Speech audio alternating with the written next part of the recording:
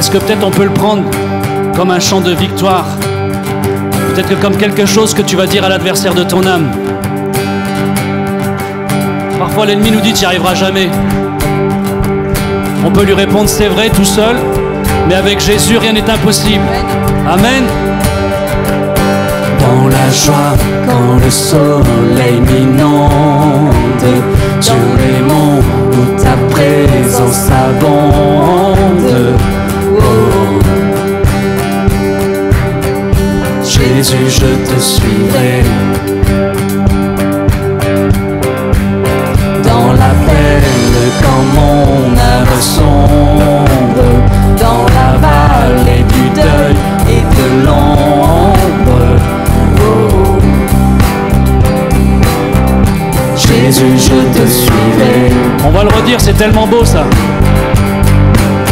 Dans la joie, quand le soleil m'inonde, dans le monde où ta présence abonde. Oh. Jésus, je te suivrai. Dans la peine, dans la peine, quand mon âme sombre, dans la vallée du deuil et de l'ombre. Oh. Jésus, je te suivrai. car tu es mort pour moi. Car tu es mort pour moi. Je vivrai pour toi. C'est vrai. Tu t'es offert sans rien garder. Tu as souffert pour me sauver. Jésus, je te suivrai. Je t'aimerai plus que la vie. Te servirai malgré le prix. Oh, oh. Jésus, je te suivrai. Confiant, Confiant quand ma foi est profonde, dans le doute quand ma paix semble fondre. Oh. Jésus, je te suivrai. on redit ça bien fort, je veux vous entendre. Confiant,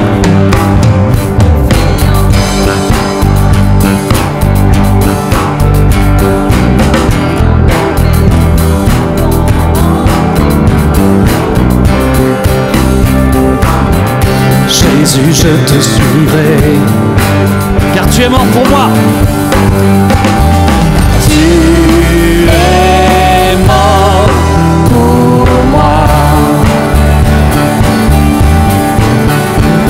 Et je vivrai pour toi. Car tu es mort pour moi encore. Tu es mort pour moi. Et je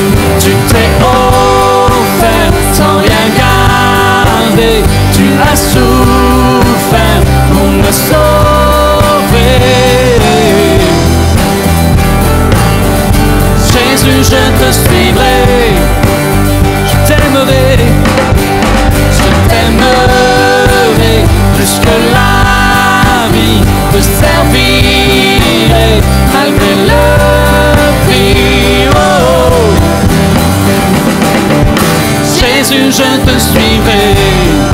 Oh, oh, oh,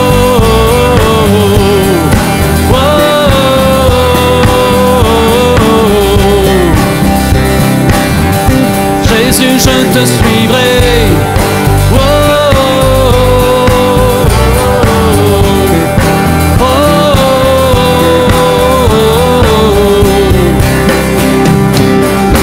Jésus, je te suivrai. Est-ce qu'il peut y avoir une vraie remerciement, Seigneur, dans ce lieu? Alléluia. Alléluia. Amen. Amen. C'est une joie d'être avec vous. On sent que déjà, quand on est dans un lieu comme ça, qu'il y a une faim, une soif de louer Dieu. Tu es d'accord avec ça? Et j'espère que je ne vais pas casser... Là, vous étiez en train de louer Dieu, là. Hein?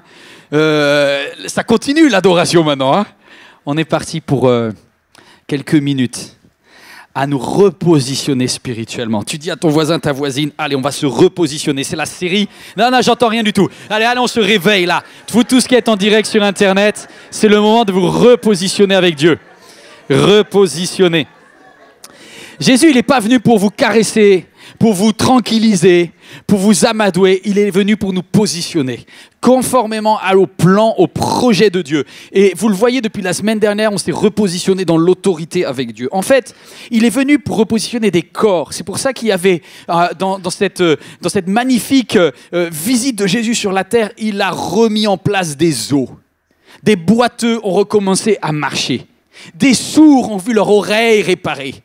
Des aveugles ont vu leurs yeux repositionnés. Dieu est quelqu'un qui repositionne les corps, mais il repositionne aussi les âmes.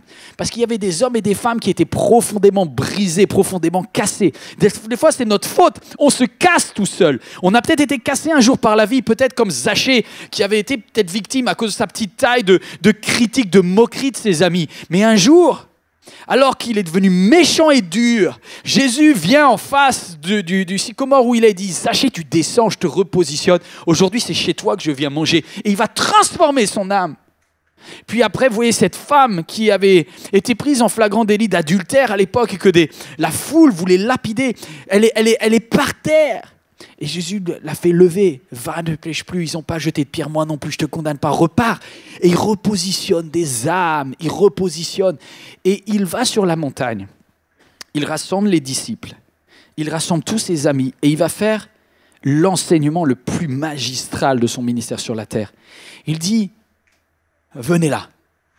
Vous avez appris heureux, difficile, hein? Ceux qui pleurent, car ils seront consolés. » Ça n'a pas de sens, Seigneur. C'est quoi ton enseignement bizarre? Heureux serez-vous quand vous serez persécutés? Non, mais non. Il parle à un peuple qui est sous oppression. Il parle à un pays qui est occupé par les Romains. Et il dit, si un soldat vient vous demander, vous obligez de tirer son paquet, de tirer son cheval ou son âne, non seulement vous allez faire ce qu'il vous demande, mais vous allez en faire plus. Mais imaginez la foule qui est en face. Elle est choquée par cet enseignement. Elle dit, nous ne prendrons pas cette position-là. Et Christ est complètement conscient que cette position, tu ne peux pas la prendre si tu n'as pas été repositionné par Dieu. Et il dit, en fait, vous ne pourrez pas vivre ce sermon sur la montagne si vous n'êtes pas repositionné par le Notre Père qui est aux cieux. Que ton nom soit sanctifié, que ton règne vienne sur la terre comme au ciel. Il dit, lorsque vous réalisez que Dieu prend position pour vous, vous pouvez prendre position pour vos ennemis. Vous pouvez prendre position par rapport à la tentation. Vous pouvez reprendre... Oh, j'arrête là. Extraordinaire, la semaine dernière, un centurion qui connaissait tellement peu de choses sur Dieu m'a repositionné dans mon autorité. Vous étiez là ou pas? Pour vous tous qui êtes en ligne, vous pouvez récupérer derrière. Sur Église MLK, YouTube, vous regardez repositionner dans l'autorité. Et c'est tellement bon. Cette fois-ci, on va suivre une femme très spéciale. On lit ensemble, on est dans l'évangile de Marc au chapitre 7, on va faire également dans Matthieu 15. Jésus partit de là et se rendit dans la région de Tyr. Il entra dans une maison Il ne voulait pas qu'on sache qu'il était là, mais il ne put cacher sa présence. Et voilà qu'une femme cananéenne qui habitait là vint vers lui et se mit à crier. Est-ce que vous aimez quand quelqu'un vient vous crier dessus alors que vous êtes en vacances? Et il était censé être en vacances. Il était parti pour se reposer. Excusez-moi, juste une chose. Tyr, c'est pas en Israël. C'est-à-dire que Jésus était parti dans un Center Park en Hollande, c'est à peu près la même distance, et il était au bord de la mer pour souffler parce qu'il sait que dans quelques mois, il va passer par la croix, la crucifixion est tabassée, et il a besoin de faire le plein de repos. Et alors qu'il est à Tyr, il se fait interpeller par une femme cananéenne de la région qui habitait là, qui vient vers lui, qui dit « Seigneur, fils de David, aie pitié de moi, ma fille est sous l'emprise d'un démon qui la cruelle, qui tourmente ma fille. » Jésus ne lui répondit pas un mot. Ses disciples s'approchèrent de lui et dirent « Renvoie-la !» car elle ne cesse de nous suivre en criant.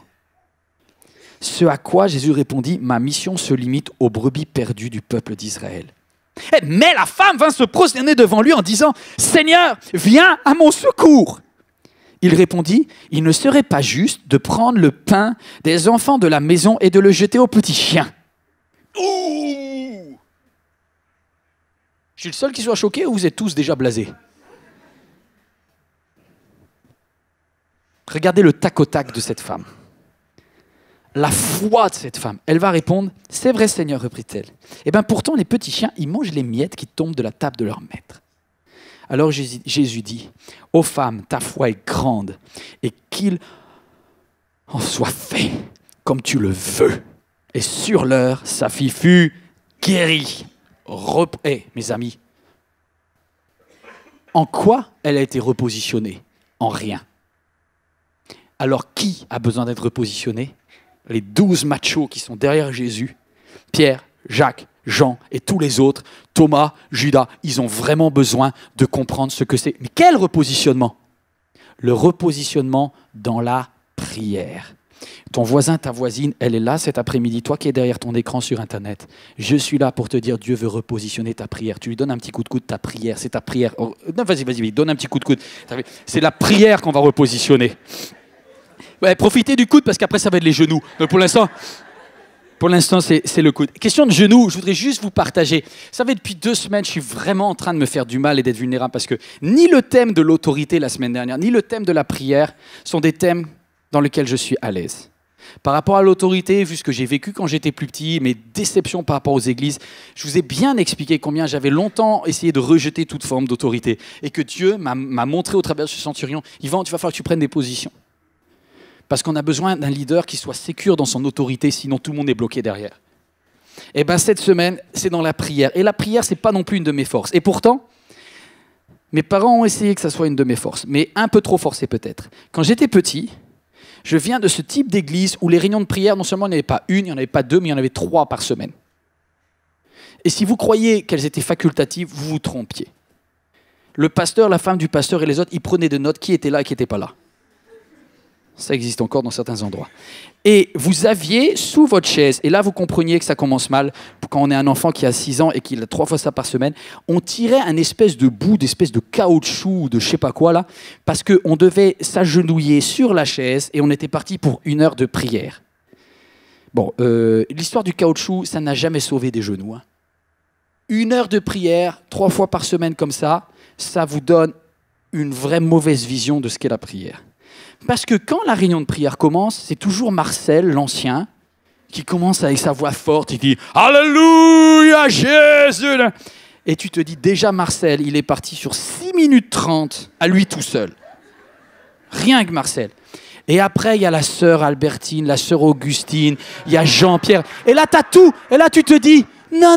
Mais tu sais ce qui va se passer. Tu vas dire, ah, elle a encore des problèmes dans son couple, elle. Et puis après tu as l'ado et qui dit, Seigneur, tu me protèges de la tentation. Encore un autre qui a regardé la porno hier soir. Et tu as tout. Et tu écoutes toute la réunion de prière comme ça. Et tu dis, c'est un cauchemar de vivre ça. Alors, j'ai développé une antipathie pour la prière. Je l'ai fait. Mais dès 20h22, je me disais, 20h22, 21h, il me reste 38 minutes encore. Oh là là là là. Et ce fait d'être forcé, ça ne m'a pas enseigné la prière. Ça m'a enseigné la religion de la prière. Et pour ça, je suis désolé, il n'y a pas du tout besoin de connaître Christ. Parce que si c'est ça, aussi bien les musulmans, les juifs, ils font plus de prières que vous. Et d'ailleurs, ce qui est assez paradoxal, c'est que leur vision de la prière, c'est une prière qui ne sert pas à grand-chose, sinon qu'à la religion. J'écoutais juste cette analyse des imams qui fonctionne après le tremblement de terre en Iran. Et en Irak, vous savez qu'il y a eu des morts et des morts, des maisons qui sont effondrées, 300, 400 morts, etc. Et qu'est-ce qu'ont dit les hommes religieux? Ils ont dit « Inch'Allah, ça arrive. Ah, la maison elle est tombée. C'est comme ça. Dieu l'a voulu, maison tombée, cassée, t'es mort, t'es mort. C'est tout. On ne peut rien y faire, c'est la volonté de Dieu. La volonté d'Allah, c'est fait comme ça. Eh bien, on est pareil chez certains évangéliques. Parce que si, écoutez bien là, moi là, à force d'être tellement bloqué par rapport à la prière, j'avais tendance à faire des prières. Je suis vulnérable, je suis vrai avec vous. Et puis en plus, c'est un super texte que j'aime beaucoup. Il y a Jésus qui dit, dans Matthieu 6, il dit « Ne soyez pas comme les incrédules qui croient qu'à force de mots... » Alors je dis « C'est bien, Seigneur, t'aimes les prières courtes, moi aussi. » Alors du coup, je dis « Seigneur, voilà. » Et la prière, c'était comme quelque chose de rapide. Et puis finalement, après, Seigneur, j'ai besoin d'un emploi. Voilà, Seigneur, si tu veux, donne-moi un emploi. 1, 2, 3, amen. Pas d'emploi? Bah écoute, Seigneur, c'est que tu veux pas que j'ai un emploi, c'est que je reste chômeur. Et ce genre de prière, c'est des prières juste vite fait, où en fait la prière, c'est un prétexte pour soulager sa conscience et juste dire qu'on a prié. Mais c'est pas ça, prier. Et Dieu me challenge, il me travaille, et puis il me dit, je sais, je vais être vrai. Quand je parle de la prière ici, si je vous demandais de lever la main, qui considère qu'il a une bonne vie de prière? Il va y avoir à peine 10% de la salle qui va lever la main, et tous les autres... Ben moi, je vais me mettre dans les 90%, et je vais essayer de comprendre pourquoi il y a 90% qui n'ont pas une bonne vie de prière. Et si vous voulez bien, on va demander à une femme d'origine grecque, qui vit à Tyr, donc une expat métisse, cananéenne. Elle va nous apprendre comment prier. Vous êtes prêts à la suivre? Alors maintenant, tu chauffes les genoux, tu dis au voisin, la voisine, on va faire le 400 mètres haie. Vidéo, est-ce que c'est parti? Tu te mets en position, ça commence comme ça la prière. Il y en a qui disent, il est vraiment barré le pasteur. C'est pas grave. Démarre la vidéo s'il te plaît, sinon je vais avoir du mal à démarrer, je vais sauter sur la dame devant, elle va pas être contente. Est-ce que tu peux démarrer la vidéo? C'est parti. Et vous avez notre fameux Patrick Montel au commentaire, comme tous les JO depuis 40 ans. Est-ce que tu mets un tout petit peu le son? Merci Mickaël. Voilà. On monte un peu. Voilà, c'est parti sur ce 400 mètres haie. Et oui, Dalila Mohamed, pour l'instant, est partie très fort, l'américaine. Elle a remonté les longueurs assez facilement. Elle est en tête. Et Genova n'a pas encore vraiment produit son effort. Mohamed a pris vraiment... Est-ce que tu peux arrêter là? Merci. Je me dis, qui c'est le tordu qui a mis des obstacles en plus? Non, mais il faut être mauvais dans sa tête quand même. Déjà, faire un 400 mètres haie, quand tu l'as couru comme ça, t'es à la fin. Mais il y a quelqu'un d'assez tordu qui a dit c'est trop facile de courir, en plus on va mettre des obstacles pour être sûr que quelques-uns tombent. C'est particulier. On a mis des haies. Quel est l'objectif des haies? Te taper. Que tu arrives et bah! Et ça te fracasse le genou. Et je me dis, quand je vois cette histoire, repositionner la prière, c'est faire un 400 mètres haie. Parce que tu vas avoir des obstacles quand tu vas te mettre à courir. Vous êtes prêts ou pas? Et beaucoup, vous finissez jamais la prière, vous n'êtes pas en position de prière, parce que vous avez tellement peur que ça vous fracasse les genoux, que vous démarrez même pas la course. On va voir comment cette femme va passer dans une positionner la prière. Positionner la prière. Vous êtes prêts? Vous êtes prêts? J'allais dire à vos marques. Non, Première partie, déstabilisation. Déstabilisation. Cette femme va être déstabilisée. Il va y avoir 3 haies. Et il y en a qui ont fait de la haie quand ils étaient un peu plus jeunes, là? Ouais, t'en as fait? Et vous savez, si tu positionnes mal ton pied, t'as beau être le plus rapide, hein?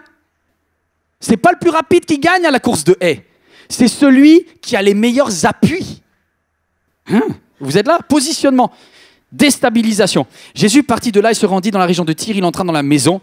Il ne voulait pas qu'on sache qu'il était là, mais il ne put cacher sa présence. Je voulais faire une petite remarque, ça s'affiche sur vos écrans. Parfois, Dieu se cache.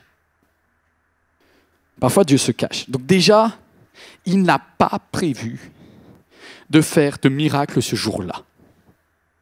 Ok? Elle n'est pas censée courir dans ce stade. Elle n'est pas censée être qualifiée pour la finale de la prière.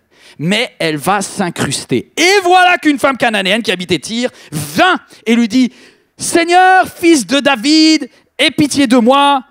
Prier, c'est franchir tous les obstacles. Prier, c'est franchir tous les obstacles. On est parti 3 obstacles.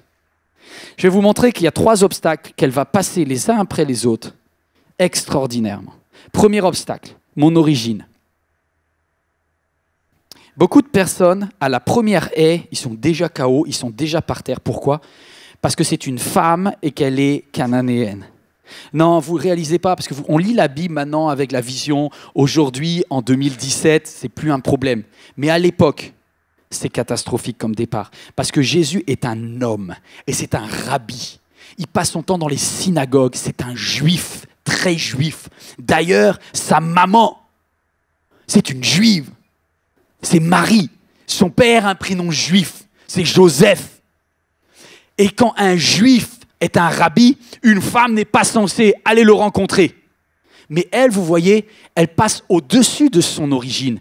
Peu importe, elle y va. Et en plus de ça, elle est grecque et elle habite en Palestine. En gros, c'est une Palestinienne. Allez demander à une Palestinienne d'aller interpeller Benjamin Netanyahou en visite dans une colonie.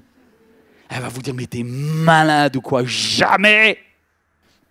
Elle va y aller parce qu'elle sait pourquoi elle y va. Elle dit, ma fille est malade. Ma fille a plus qu'une maladie. Il y a quelque chose de démoniaque sur ma fille. Je vais y aller pour ma fille. Et elle va faire la première haie, mes amis, avec une dextérité incroyable. Ça, il y en a plein qui vont dire, la prière, c'est pas pour moi. Combien d'entre vous, avant même de prier, vous dites, de toute manière, la prière, ça ne marche que pour les autres. Ça marche pour ceux qui sont de la bonne famille, pour ceux qui ont des parents ou des grands-parents ou des gens qui prient, ça marche pour ceux qui vont à l'église. Erreur. La prière, ça marche pour tous ceux qui veulent accéder au trône du roi des rois. Il y a cette... Oh, marque-moi ça s'il te plaît. C'est frère André qui le dit. Il le dit, la prière c'est un ascenseur qui amène chaque croyant dans la présence du roi des rois. Vous savez, dans un ascenseur, on n'est jamais obligé d'y aller. Si vous voulez, vous pouvez faire tout l'escalier, vous mettre des plombes. Mais quand il y a un ascenseur qui monte au 8e, au 9e, au 10e étage, là, c'est un ascenseur qui vous amène au ciel, mes amis. Vous pouvez collaborer avec Dieu en direct. Vous êtes toujours là ou pas? Vous avez passé l'obstacle de votre origine? Arrête de dire que ça ne marche pas. Alors, vient la deuxième haie. C'est encore plus fort. Là, vous allez écouter. Le deuxième blocage, c'est le silence de Dieu. La Bible nous dit qu'alors qu'elle est en train de prier, alors qu'elle est en train de crier, alors qu'elle est en train de pleurer, Dieu se tait. Dieu se tait. Il ne va même pas la calculer. Il n'y a pas de réponse. J'aurais voulu au moins que Jésus se retourne et lui dise non. Des fois quand tu pries, tu dis Seigneur, si ça te gave, dis-moi, j'arrête. Mais ce n'est même pas le cas. Jésus ne lui répond pas. Ça vous arrive aussi? Du genre, tu parles et tu as l'impression que... Bon, tu sais, hein, tu as lu ta Bible, tu sais que ton père qui est dans le secret te voit et dit « Papa, t'es où ?» Moi, hier, écoutez, je me suis dit « Yvan, tu ne vas pas prêcher un truc que tu n'as pas vécu. Alors, tu ne vas pas faire un pasteur qui a fait une prédication sur la prière parce que forcément... Non, tu vas voir. Tu vas être honnête, il y a des personnes dans cette salle qui ne prient plus parce qu'ils pensent sincèrement que Dieu ne répond pas à leurs prières. Parce que Dieu est silencieux quand il prie. Alors hier, alors que j'avais fini ce message, je me suis mis tout seul dans ma chambre. J'ai fermé ma prédication, j'ai fermé ma Bible, j'ai tout fermé, tous les livres que je lisais. Et je me suis dit, Seigneur, je vais juste prier. J'ai dit, Papa, j'ai notre Père. Voilà, je vais prier parce que j'ai besoin de t'entendre. Juste de réaliser que tu m'entends. Que tu m'entends. Parce que c'est trop silencieux là. J'écoute. Rien. Je réécoute, je fais silence. Je dis peut-être qu'il va me parler dans mon cœur. Rien. Et pourtant Dieu parle. Ben là, il ne parle pas. Et je sais que ça vous est arrivé. Des fois, vous avez demandé à Dieu, parle-moi. C'est pas vrai, il y a un blanc, mais un blanc terrible. Et là, alors que j'ai dit, bon, il y a quelque chose que la Bible me dit. Lorsque vous ne savez pas comment prier, ou prier en d'autres langues, et l'Esprit qui sonde toutes choses, amène sa prière. Je commence à louer Dieu, que vous tous qui aspirez au baptême en Saint-Esprit, aspirez, l'apôtre Paul le dit, je parle en langue, je loue Dieu en d'autres langues. Si tu as une langue maternelle, utilise déjà ta langue maternelle. Et quand tu n'as plus de mots avec ta langue maternelle, commence à parler avec la langue que Dieu t'a donnée. Bref, allez, je ferme cette parenthèse. Je suis en train de louer Dieu. Et je me dis, mais est-ce que Dieu a entendu ? Qu'est-ce que j'ai de plus que cet ami, cette femme qui est dans une cathédrale, en face d'un cierge, une cierge qui est en train de dire « Notre Père qui est aux cieux, que ton nom soit sanctifié, Ave Maria, etc. » Ça ne marche pas! Tu vois, on a l'impression, c'est arrivé à tellement de monde d'avoir l'impression que Dieu n'est pas là. Il est là, mais il n'est pas là. Et je me suis dit, bon, ben demain, je ne vais pas te faire une bonne publicité, Dieu. Je vais devoir dire, tu ne m'as pas répondu. Et j'étais frustré, j'étais énervé. De ce que je dis, je n'ai pas de preuve que Dieu a entendu ma prière. Et je vais du coup un peu énervé, je dis, bon, je vais faire comme quelque chose de ma vie, puisque la prière, apparemment, ça ne marche pas super avec moi. Je vais aller allumer mon téléphone portable. J'allume mon téléphone portable. Et au téléphone portable, je vois un texto d'un ami pasteur qui était dans une réunion de pasteurs et qui dit ceci. Et c'était juste au moment où je commençais à prier. Je ne le savais pas. Et il me dit, Yvan, il y a quelqu'un qui vient de se lever dans notre réunion, dans notre convention, et qui est en train de dire du mal du projet et de l'église MLK. Si j'avais su. Mais je vois que 5 minutes après, il m'envoie un deuxième SMS, daté cette fois-ci de 11h05, et il me dit, Yvan, bonne nouvelle, le président de la région vient de se lever personnellement et il a décidé de vous défendre. Non, vous ne comprenez pas. Ça veut dire qu'entre 11h01 et 11h04, le Saint-Esprit était déjà en train d'œuvrer. Dieu s'est positionné. Moi, j'étais en prière, je ne voyais pas Dieu agir. J'avais l'impression que Dieu est en train de dire, attends, ta prière, là, j'ai entendu. Elle se passe à quelques kilomètres de là. Et Dieu est en train d'intervenir dans une réunion dans laquelle tu es en train d'être attaqué, mais Dieu prend position pour toi, il va faire lever quelqu'un pour toi. Et et là, je me dis, en fait, Seigneur, la prière, ce n'est pas une histoire de j'entends pas. C'est une histoire de positionnement. Je me positionne pour Dieu, Dieu se positionne pour moi. J'aligne le ciel et la terre. Vous êtes toujours là ou pas? On continue. Le silence de Dieu. Wouh! Si vous avez passé la deuxième haie du silence de Dieu, j'ai une bonne nouvelle. Il y a une troisième haie qui arrive. Et celle-là, elle est particulièrement blessante. C'est la haie des frères et sœurs. 3, la dureté des frères et sœurs. Et pour tous ceux et celles qui ont fait l'effort de livrer votre cœur, est-ce que ça vous est déjà arrivé de faire un petit groupe de prière où vous partagez un sujet qui vous touche, qui vous blesse? Vous partagez quelque chose sur une de vos tentations. Vous partagez quelque chose sur votre situation de couple. Vous partagez. Et là, vous voyez les frères et les sœurs qui en ont rien à faire. Alors elle est là, elle t'écoute, mais t'entends 2 sœurs derrière qui disent « Oh, elle nous gonfle avec ces histoires. »« Ah oui, pardon ma sœur. » Là, t'es blessé. Les disciples, lorsqu'ils entendent cette femme crier, ils disent, ces disciples s'approchèrent de Jésus et lui dirent « Renvoie-la, tu la dégages, Seigneur, car elle ne cesse de nous suivre en criant. Elle nous casse les oreilles. Sérieux, elle a des soucis, hein, mais tu la dégages. » Vous savez, les frères et sœurs, ils sont durs. Hein? Là où 2 ou 3 sont assemblés en mon nom, il y a de la méchanceté. Mais c'est vrai.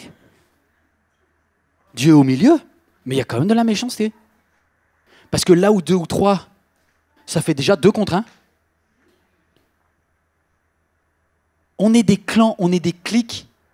On met des groupes, on met des préférences, on met des gens qu'on aime et des gens qu'on n'aime pas. Et là, elle est dans le mauvais groupe, elle est dans ceux qu'on n'aime pas. Et il y a 12 machos, il y a Thomas, il y a Judas qui est là. Eh, tu la dégages, la dame, là, sérieux. Ils n'ont pas un super grand cœur. C'est le moins qu'on puisse dire. Et là, j'attends au moins de mon Sauveur, de Jésus, Christ, Fils de Dieu, qu'ils prennent position et qu'ils les remettent à leur place. Mais ce n'est pas ce que Jésus va faire. Verset d'après. Ce à quoi Jésus répondit, ma mission se limite aux brebis perdue du peuple d'Israël. Fin de non-recevoir pour cette femme. Jésus ne se désolidarise pas des disciples. Il ne fait pas un manifeste pro-féministe 1970, tout dans la rue. Nous avons le droit au respect. Contre le racisme, je dis non, non, non. Il n'y a rien de tout ça. Au contraire, Jésus dit, aujourd'hui, la boutique est fermée. Ça ne veut pas dire que Dieu ne fera jamais rien pour cette femme. Peut-être que, vous savez ce qu'il a prévu? Il a prévu qu'après sa mort, dans quelque temps, il va envoyer les disciples et va leur dire « Allez de Jérusalem, en Samarie, et jusqu'à Tyr, aux extrémités de la terre. » Sauf que ce n'est pas maintenant. Écoutez bien, je ne dis pas que Jésus n'avait pas prévu que cette fille soit délivrée. Mais il a dit « Ce n'est pas pour maintenant. » Et il dit « Désolé, moi, ma mission, c'est pas celle-là. La mission des disciples plus tard. » Mais on n'a pas le temps de faire un cours de théologie, là. Et la dame, elle veut que sa fille soit guérie. Et la dureté des frères, c'est très compliqué. La femme, elle est blessée. Je suis blessé par les frères. Peut-être quelqu'un dit, j'ai plus envie de prier parce que j'ai pris une première haie. C'est que déjà, j'ai l'impression qu'avec moi, ça ne marche jamais. Je n'ai pas la bonne origine. Je me suis pris une deuxième haie dans le genou. C'est qu'à chaque fois que j'ai voulu prendre du temps avec Dieu, je me suis retrouvé en face d'un vide sidéral où le silence de Dieu m'a perturbé. Et enfin, la troisième haie, quand j'ai ouvert mon cœur et été vulnérable, les frères et sœurs, ils m'ont caillassé derrière. Donc moi, c'est fini. J'y crois pas. Et effectivement, le plan de Dieu semble fermé. Est-ce que vous me permettez de dire quelque chose d'un petit peu plus délicat ? Peut-être que c'est aussi légitime que Jésus dise non. Parce qu'il est en vacances. Et que s'il est en vacances, il a le droit aussi. Est-ce que vous êtes tous d'accord que Jésus a le droit de se reposer ? Ah, vous me faites peur. Vous savez que vous serez jugé la façon dont vous jugez les autres. C'est tout le paradoxe des êtres humains. On est d'accord que Jésus se repose, mais après qu'il ait répondu à ma prière. D'abord, tu gères mon problème, et puis après, tu prends des repos. Toi, tu as le droit, il y a un jour de Shabbat, tous d'accord, mais à condition que tu traites mon histoire dans le 1, 2, 3, 4, 5, 6. Le 7, après, tu fais ce que tu veux. Et là, il y a un souci. Et je vais juste être vrai, parce que sans être Jésus, moi aussi, ça me gave. Combien de fois, je ne voulais pas le streaming. Vous savez, le streaming, c'est un outil génial, hein. Grâce au streaming, on peut apporter la parole à quelqu'un qui est sur un lit d'hôpital, à quelqu'un qui est loin ou qui n'a pas une église à côté de chez lui. Je suis heureux de faire le streaming. Au début, ça m'a un petit peu forcé, mais bon, c'est comme ça. Par contre, il y a un inconvénient avec le streaming, avec Internet. Il y a des gens que vous ne connaissez pas qui vous connaissent très bien. J'ai des gens, je ne les ai jamais vus, j'y croisais rien. Ils me disent, Yvan, comment vont les deux petits chats ? Comment tu sais ça, toi ? Parce qu'il me dit, tu racontes ta vie sur l'estrade. Il y a une vulnérabilité. Et comment elle a su que Jésus était là ? Mais il y a quelqu'un qui lui a dit, tu sais pas quoi, j'ai entendu dire que Jésus il se baladait dans ta région aujourd'hui, etc. Il est en repos. Hein. Elle dit, mais moi en repos, moi, ma fille, elle est malade, elle est tourmentée là. Repos ou pas repos, je vais voir Jésus. Et elle s'incruste un peu. Grâce à Internet, je ne peux plus aller à Carrefour. Non, véridique, je ne peux plus aller à Carrefour tranquille. Pendant des années, j'allais à Carrefour Créteil-Soleil. J'étais tranquille. Un juif à droite, un marocain à gauche. Maintenant, il y a des chrétiens partout à Carrefour. Je suis tranquillement dans le rayon des boissons, pas alcoolisées, hein, l'Oasis. Je suis dans... parce qu'on ne sait jamais les trucs. Mais je prends la bouteille d'Oasis. Et là, je vois quelqu'un qui me regarde comme ça.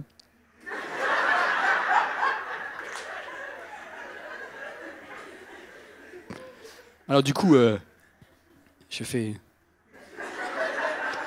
Et la dame, elle s'approche un peu. Vous m'avez reconnu ? Là, t'as envie de mentir. Non, désolé, ma sœur.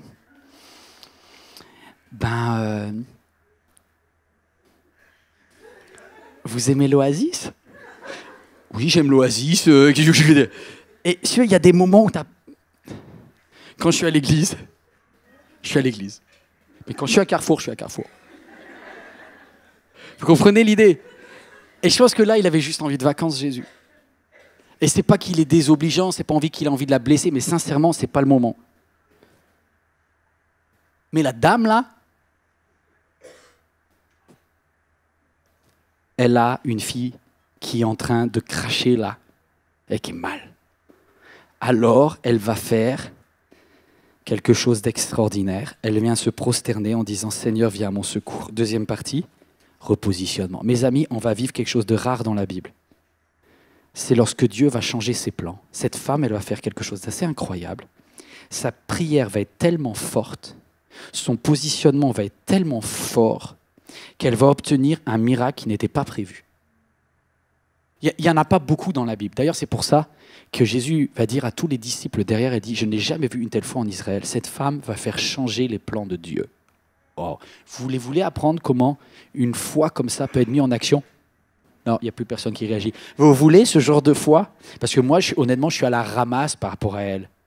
Voilà, ça fait des années que je suis converti, j'ai des années de pastorat. Mais je peux vous dire, j'aimerais avoir son positionnement. Alors j'ai cherché. Et je vais vous donner ce que moi j'ai appris dans ce texte en 3 mots, après je vous quitte. Le premier mot, c'est elle va apprendre quelque chose d'incroyable, à persévérer. Tu marques persévérer. Persévérer, c'est indispensable pour la prière. Et où est-ce que je vois le mot persévérer? Eh bien, au début, il y avait une phrase qui était hyper négative, c'est quand les disciples disent « renvoie-la ». Est-ce que tu peux montrer cette phrase? Mais il y a une autre façon de lire cette phrase, le verset 23. Soit vous le voyez très négatif en voyant l'attitude des disciples en disant « oh, ils l'ont dégagé !» Mais vous pouvez aussi voir que cette femme, elle, n'a pas cessé de le suivre.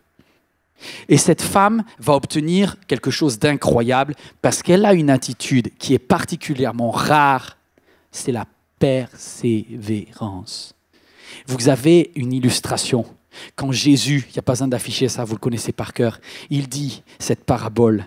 Un jour, il y avait un méchant juge, un juge inique, dégoûtant. Rien à faire des gens, pas de compassion, rien du tout. Mais il y a une veuve qui vient vers lui et qui lui dit « S'il vous plaît, monsieur ». Et le juge dit « Dégage ». Et la femme veuve, elle revient et dit « S'il vous plaît, monsieur ». Et le juge dit « Dégage ». Et ainsi de suite. Et à la fin de la parabole, Jésus, le juge, même s'il est inique, il va dire oui à la dame parce qu'il en a marre. Et il dit cette phrase, il dit à combien plus forte raison, vous qui n'avez pas une relation avec Dieu de juge, mais de père, votre Père céleste, donnera quelque chose de bon.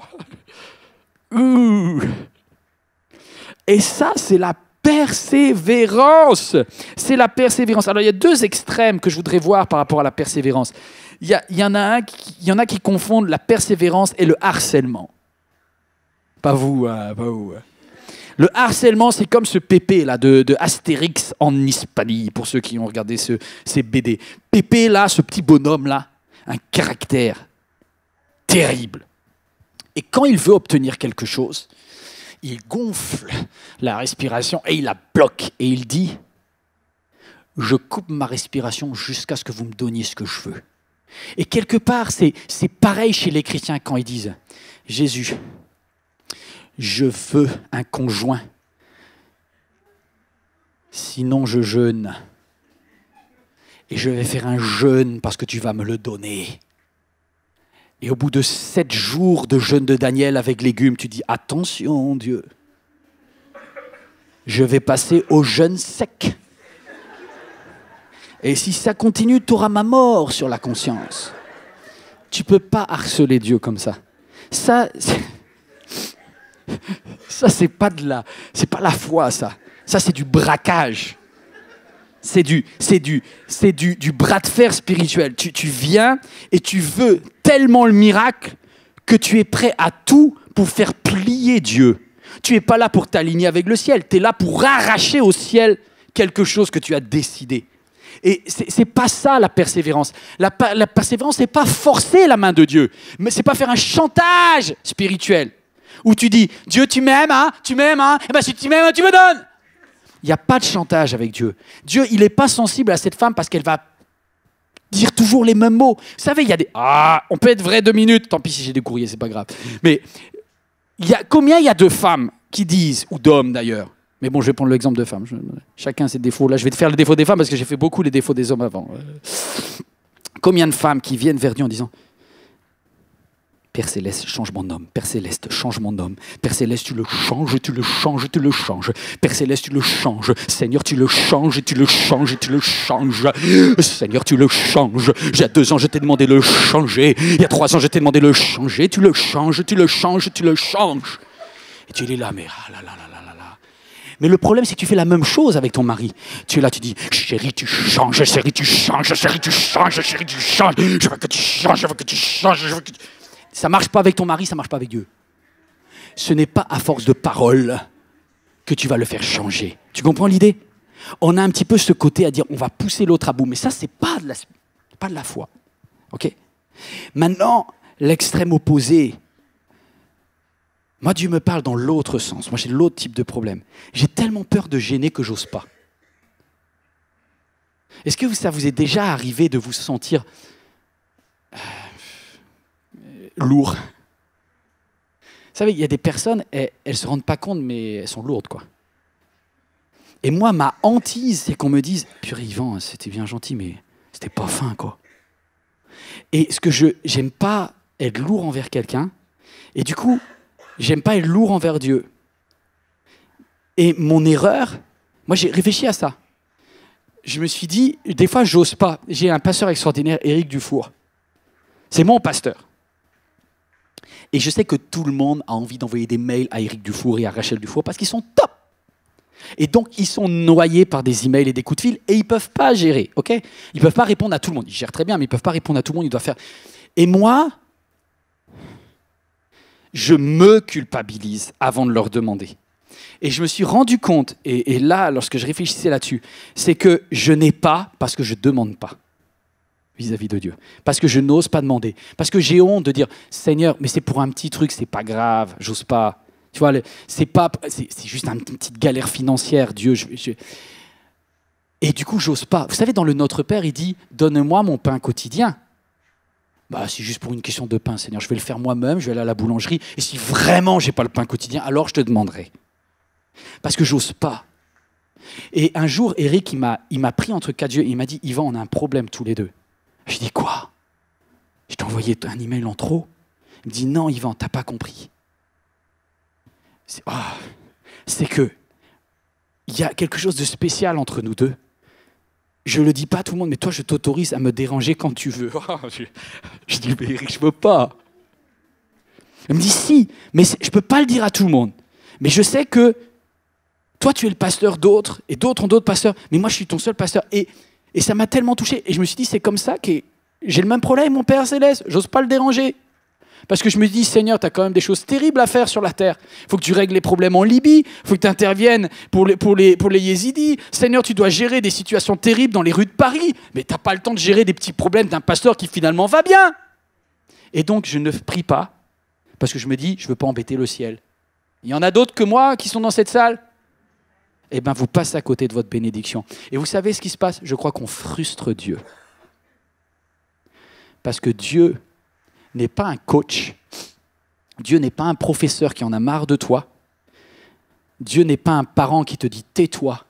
Dieu, dans le ciel, a envie de participer à l'action de ta vie. Pour ça, il faut que tu te positionnes. Oh, vous êtes toujours là ou pas? J'espère que je ne vous ai pas perdu. Allez, on arrive au deuxième point, c'est presque la fin. Avant-dernier point. Prosterner. Cette femme va faire quelque chose d'extraordinaire. Donc je vous ai dit dans le 2, dans le premier, dans le fait de persévérer, ni du harcèlement, ni de la gêne. C'est l'équilibre que Dieu te demande. Maintenant, je voudrais vous montrer ce qui s'est passé. Est-ce que Gerson t'accepte de le refaire? Au moins tu sais. Gerson, c'est le seul personne qui fait 2 cultes au lieu d'en faire un. Je me dis, je dois vraiment être mauvais pour qu'il n'ait pas compris au premier. Alors Gerson, ça sera Jésus. Ah, merci. Et en plus, il sait que j'ai besoin d'un mouchoir. Tu vois, tu pourvois tous mes besoins, c'est presque Jésus. Alors, je suis béni d'avoir des personnes comme ça dans l'église. Juste, je m'arrête 2 secondes. Je suis touché par ça. Parce que ça montre qu'il y a plus que... Dans une église, quand chacun prend soin des besoins des autres, ça devient fou. Ça devient spirituel. Extraordinaire. Merci, Gerson. Alors, Gerson, je vais te demander de marcher doucement comme Jésus marchait avec ses disciples. Tu es en vacances, hein? Tu es en vacances. Donc Jésus est en vacances, il est à Tyr, il est au bord de la plage. Et il y a une femme qui... Il dit, Seigneur, fils de David, aie pitié de moi. Seigneur, fils de David, pitié de moi. À un moment, tu te retournes, après un long temps de silence. Et là, si vous avez bien suivi ce que j'ai dit tout à l'heure, qu'est-ce qu'il lui dit? Ma mission n'est pas pour toi. Elle se limite aux brebis d'Israël. Et là, théoriquement, vu que je viens de faire 3 et avant, j'arrête. Et je lâche l'affaire, je dis, ouais, c'est bon, va-t'en. Mais non, la femme, elle vient et elle fait ça. Et elle se met devant lui, nous dit le texte. T'affiches le texte. Et dit, elle vient et se prosterne devant lui. En gros, il ne peut plus avancer sans marcher dessus. Elle dit, Seigneur, viens à notre secours. Et du coup, merci Gerson.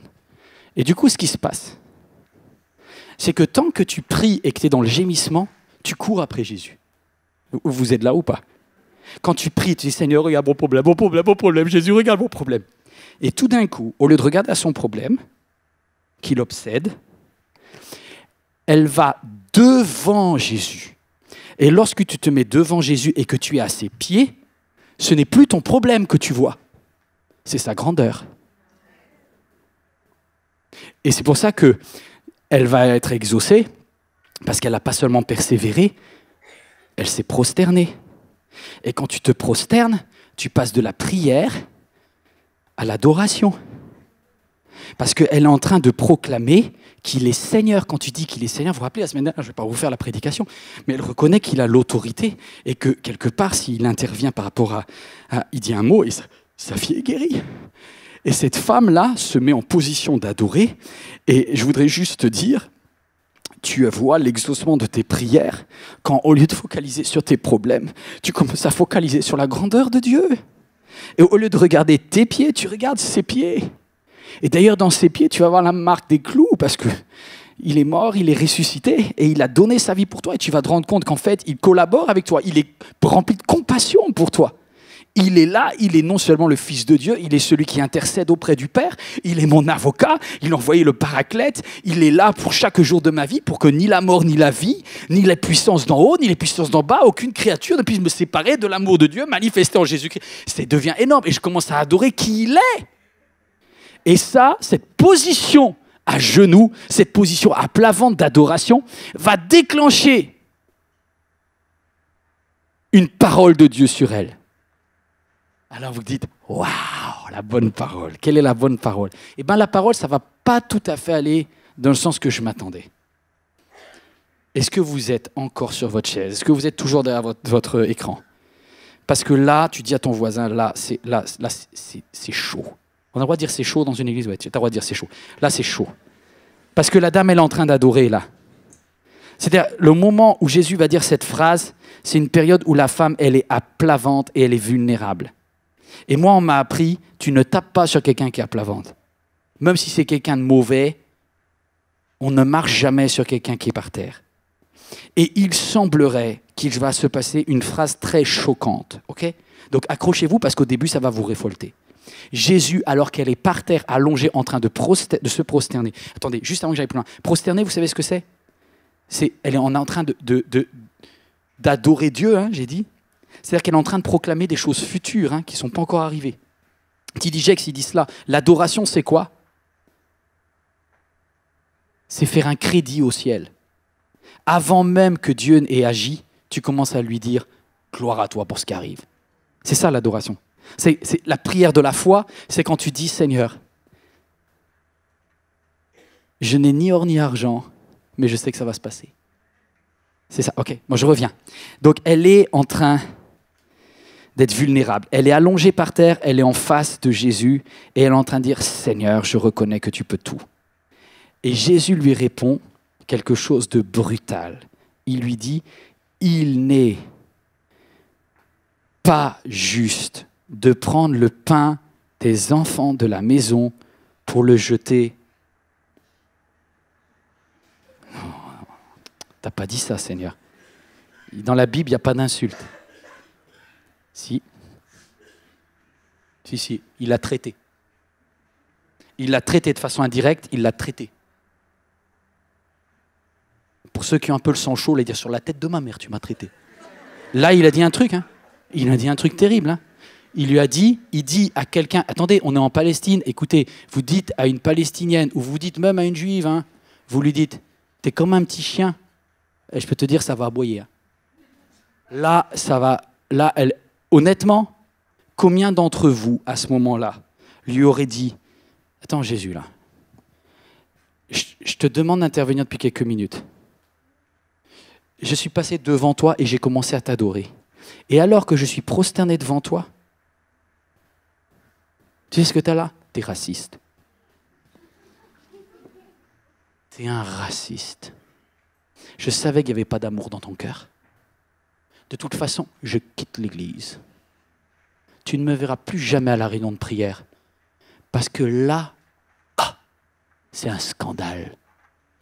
Alors je vais reprendre ma manif dans la rue et je vais dire respect aux droits des femmes, respect aux droits des femmes, respect aux droits des femmes, non à la discrimination, non à... Tout ça peut-être c'est des bonnes luttes, d'accord? Je ne suis pas en train de dire que c'est des mauvaises luttes. Mais je suis en train de te dire, écoute bien, toi qui es choqué là, au fait, tu es venu pourquoi? Non, juste stop. Est-ce que tu es venu pour la cause des femmes ou pour la cause palestinienne? Ou est-ce que tu es venu pour que ta fille soit guérie? Voilà pourquoi nos prières échouent. Vous savez, le mot là, c'est susceptible. Beaucoup de personnes n'ont pas l'exaucement de leur prière parce que, alors qu'elles sont à ça d'obtenir l'action de Dieu, ta susceptibilité te fait te lever au moment où Dieu était sur le point d'accorder le miracle. Et tu vas dire, oui, mais il m'a mal parlé, oui, mais il m'a fait mes réflexions sur mes habits, oui, mais puisque ceci. Ma chérie, tu es en train de tout gâcher. Tu es venu à l'église et puisque tu t'es embrouillé sur le parking, tu passes à côté de tous les projets de Dieu pour ta vie. Est-ce que je ne sais pas si je parle à quelqu'un? Je ne sais pas si c'est prophétique ou si je suis à côté de la plaque, mais je voudrais te dire, ta susceptibilité est l'obstacle qui bloque le miracle de Dieu est la réponse à de nombreuses de tes prières. À ce moment-là, si cette femme est orgueilleuse, elle se lève, elle fait un bras d'honneur à Jésus et elle part. Mais au lieu de faire ça, elle s'agenouille et elle reste et elle dit une phrase. Écoutez bien ce qu'elle dit. Bien des gens, même spirituels, auraient hurlé, auraient crié, ce serait chut. Et elle dit, même les petits chiens. C'est vrai. Regardez, elle va dire, c'est vrai Seigneur. C'est vrai, tu sais pas quoi? Je suis pas venu pour moi. Parce que moi je suis un petit chien, ok. Mais je suis venu parce que si j'ai une miette de ta part, ça me fera mon repas. Elle dit, cette miette m'a raison de venir vers toi. Et si je te crie dessus depuis tellement de minutes, et si je suis prêt à t'adorer, c'est parce que j'ai une petite fille, que j'ai tellement fort dans mes tripes, que si je peux lui ramener... là, il y a la Sainte Seine, là, mes amis. Si je peux lui ramener, désolé pour la vidéo et la caméra, si je peux lui ramener, ne serait-ce que un petit bout qui vient de Dieu. Je sais que la puissance d'une miette est la même que la puissance d'un pain. Là-dedans, il y a la même composition que dans un pain entier. Il y a des protéines, il y a des lipides, il y a des glucides, il y a tout ce qu'il faut. Et pour un pain, pour une miette qui vient du ciel. Et cette phrase-là, ça va tellement choquer Jésus qu'en fait, on se rend compte que toute cette histoire, c'est pas tant par rapport à cette femme, en fait. C'est par rapport à toi. Pourquoi Jésus a permis qu'il y ait cette discussion un peu hallucinante? C'est parce que les 12 machos qui sont derrière moi, là, Judas, Thomas, Pierre, etc., ils voient une Cananéenne recevoir un des plus beaux miracles, alors que ce n'est pas dans le plan de Dieu. Mais ils sont choqués, les gars. Et ils viennent de prendre une telle leçon sur la prière que eux qui sont soi-disant à connaître leur Bible et depuis 3 ans marchaient dans les synagogues avec Jésus, ils se sont rendus compte qu'ils n'ont jamais vu ce type d'exaucement. Vous vous rappelez que quand les disciples étaient allés chasser les démons, ils n'ont pas réussi? Vous vous rappelez de ça? Ils n'ont pas réussi. Pas le positionnement qu'il faut. Et cette femme-là, bingo, tout de suite. Alors je dois conclure. Dieu change ses plans. Ah non. Vous êtes là ou pas? On peut changer les plans de Dieu ou pas? Attendez, j'ai un problème théologique là. Je suis désolé.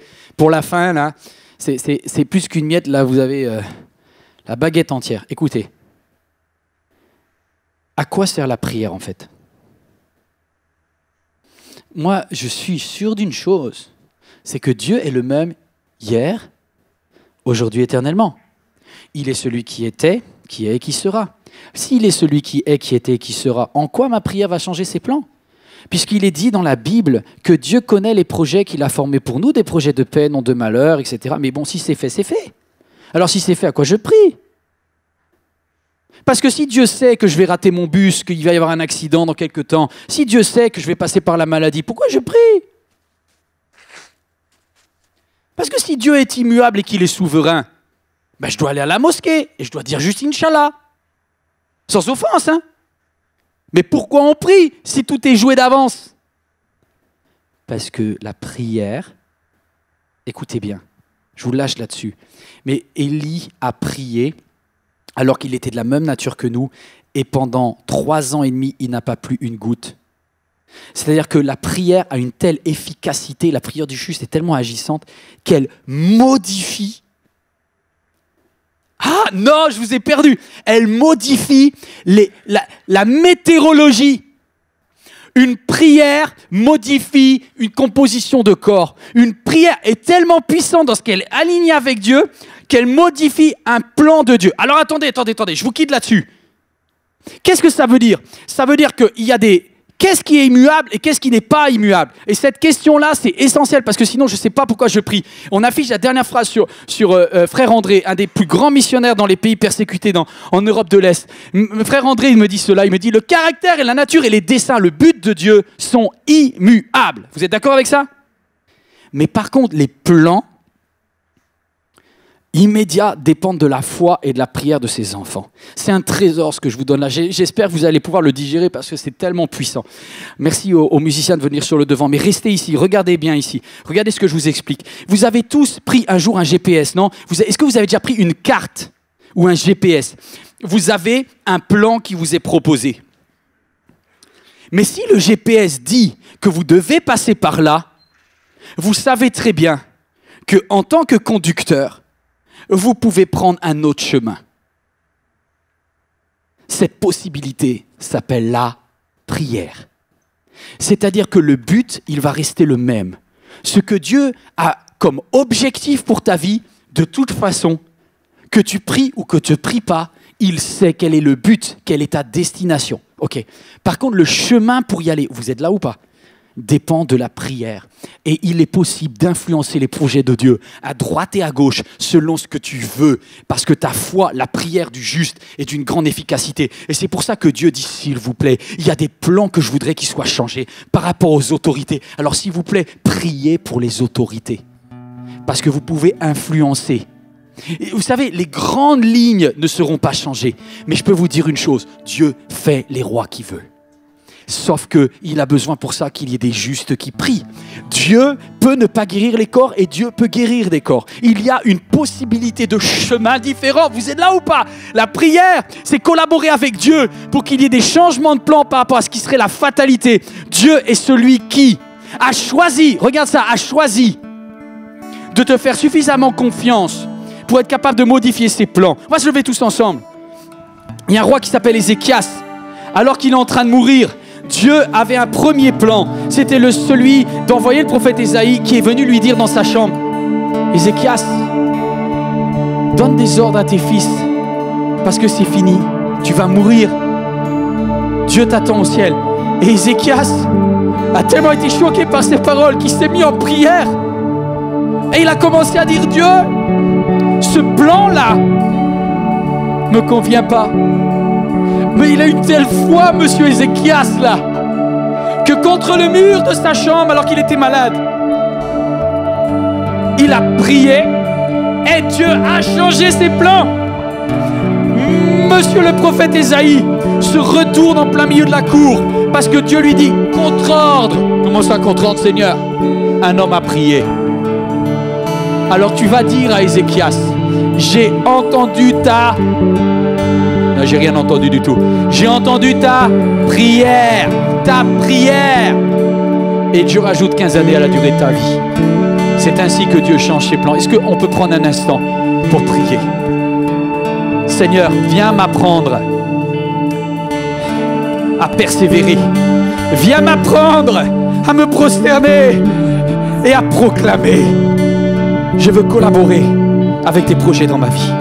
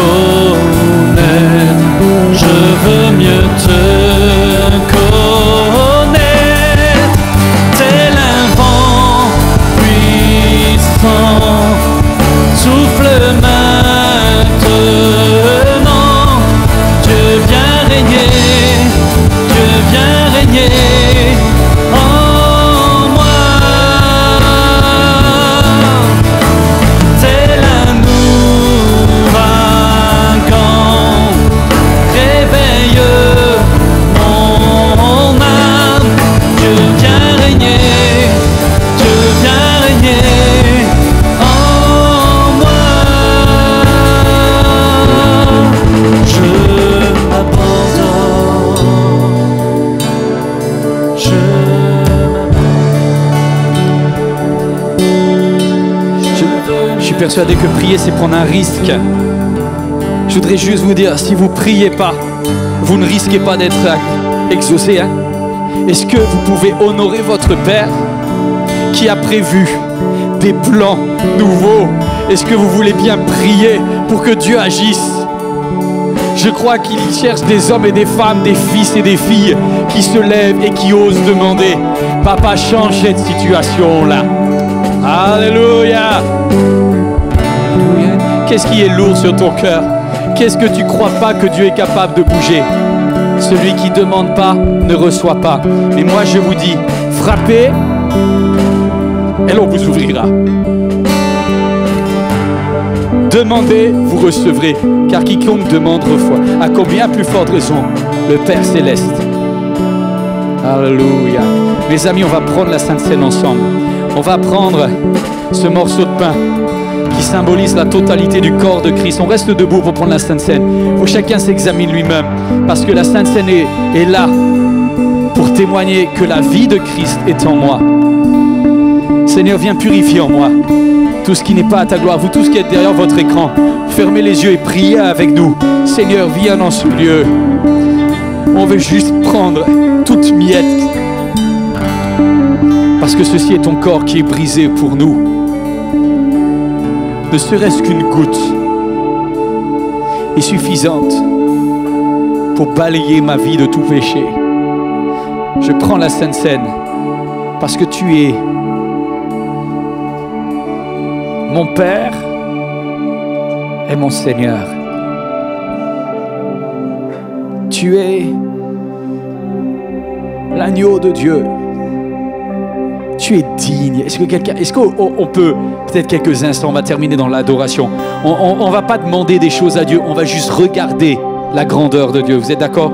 Il y a un chant qui dit digne. Waouh, on va le prendre, la digne. Alléluia.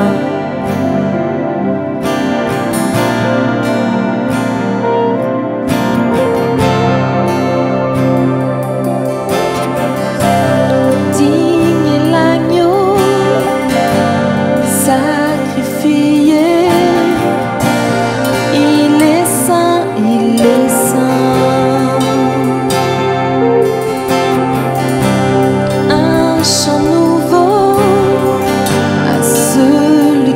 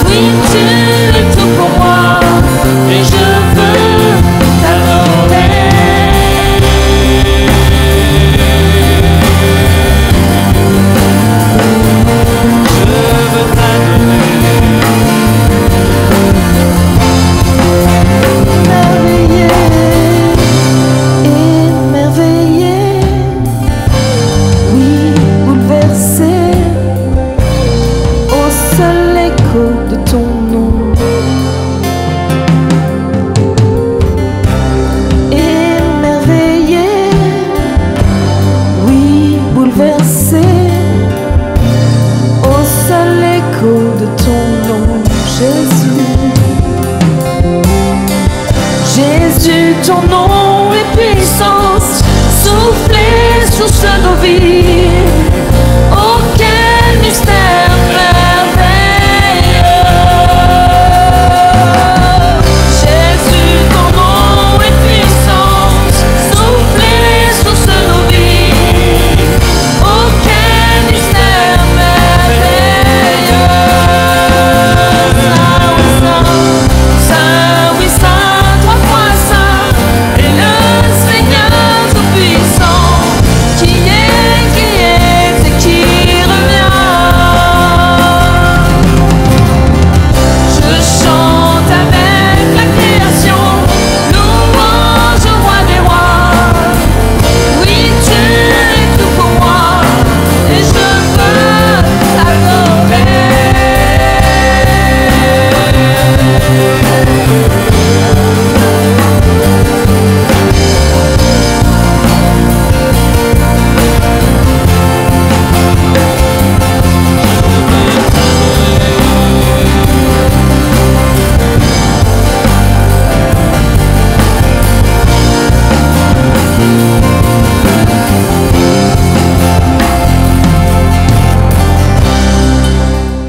Cher ami, j'espère que ce message vous a fait du bien et que Dieu vous a parlé pendant que vous regardiez cette vidéo. Vous avez décidé de vous approcher de lui, n'hésitez pas à aller plus loin. En tout cas, si vous passez en région parisienne, vous êtes le bienvenu ici à MLK à l'un de nos 5 cultes. Si vous désirez nous suivre sur églisemlk.fr, vous aurez accès à tous nos messages, également sur la chaîne YouTube ou encore sur Facebook. Vous êtes le bienvenu à chaque fois, c'est un plaisir de vous recevoir. À très bientôt, j'espère.